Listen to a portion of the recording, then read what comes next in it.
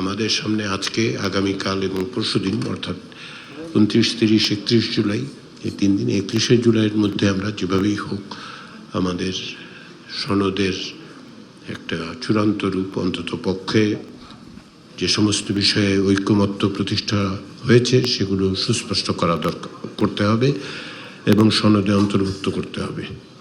ইতিমধ্যেই যেহেতু প্রাথমিক খসড়াটা দেওয়া হয়েছে, সেগুলোর আমরা মন্তব্যের জন্য অপেক্ষা করছি আগামীকাল দুপুর পর্যন্ত, এবং আশা করছি বিভিন্ন মন্তব্যকে আমরা সংশ্লিষ্ট করে ওই অংশের বাইরেও প্রাথমিক পর্যায়ে যে সমস্ত ঐকমত্য হয়েছে সেগুলো আমরা আশা করছি আজ বা কালের মধ্যে রাজনৈতিক দলগুলোর সাথে আমরা তাদের কাছে পৌঁছে দিতে পারব।